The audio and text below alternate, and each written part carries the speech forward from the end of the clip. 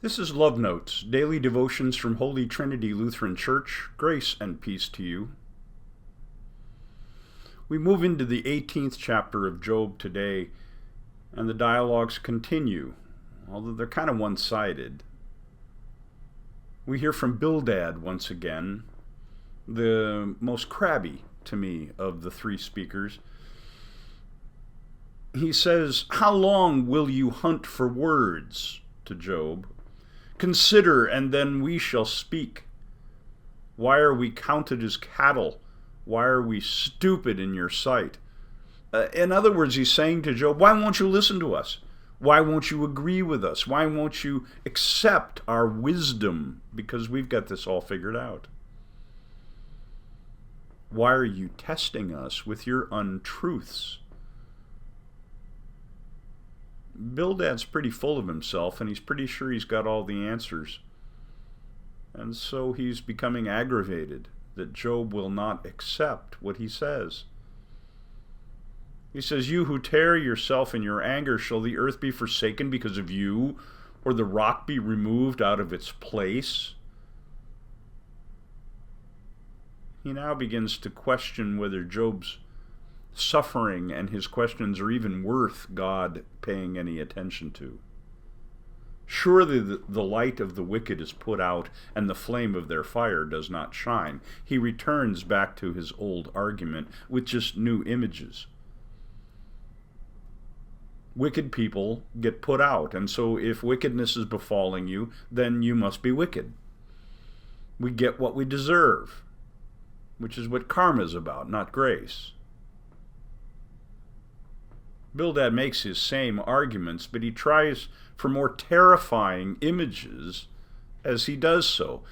He's upping the ante, if it will, trying to scare Job, trying to humiliate Job so that he comes around to Bildad's position.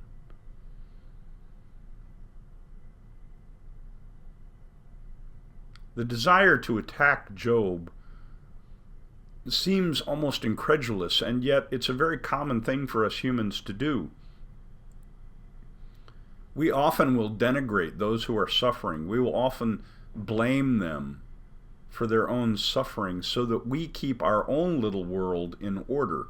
We keep our own little theologies straight. You see, it's uncomfortable to live in a world where good things can happen to bad people and bad things can happen to good people. That's just not orderly enough for us. We don't like the chaos. So we come up with simple, pat answers. If bad things befall you, you must be a bad person. And the whole book of Job so far has been an answer to that particular assertion that says, not so fast. No way. Bildad seems to think that in the vast world of God, the cosmos, that Job's sufferings are insignificant. Sometimes we do that to those who suffer as well. They just have one little thing wrong with their life, even though it might be huge for them. I mean, cancer for an individual is earth-shattering, life-destroying in many ways. It puts a strain on everything about them. But in the greater scheme of suffering, I guess, maybe we say, well, at least we're not, being bombed like the people in Ukraine. God has bigger things to do than just your illness, your pain, your losses. That's another way of trying to keep control of things. And it works up until the point where something bad happens to us. That's where you have to check your theology, your belief, your faith, your trust. If it doesn't work in all situations, then it isn't much of a theology, philosophy, or understanding of faith. Bildad's whole speech in this 18th chapter is intended to drive Job into darkness. All of these examples, for instance, that the wicked are thrust into a net by their own feet and they walk into a pitfall. A trap seizes them by the heel. A snare lays hold of them. We should not for a moment think that Bildad isn't directing these at Job. And so therefore he's rejecting Job's suffering, and so Job. One of the things we've mentioned throughout this is that when people suffer greatly, when people begin to go places in their lives that we would rather not go, we can betray them. We can abandon them.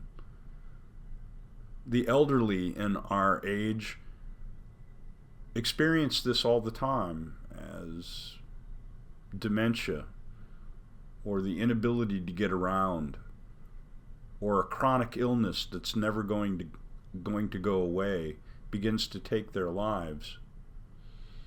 The visitors, even family, sometimes get fewer because we just can't bear to think that that could happen to us. The challenge of loving your neighbor, of loving your spouse, of loving your family in the midst of their suffering is to never abandon them and to stay by their side, even if it makes you uncomfortable.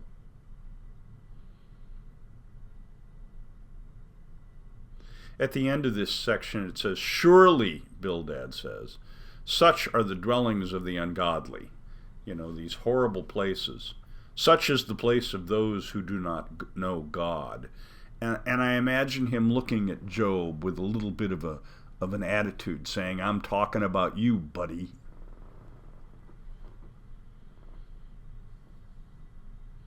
How is it that the suffering of others affects us? That's a question we should constantly ask. We know we want to love them. We know that supporting them is absolutely what they need. We know that we'd like to be loved, and so the golden rule applies. But it's harder than it sounds, because we have to give up the order and embrace the chaos. Amen.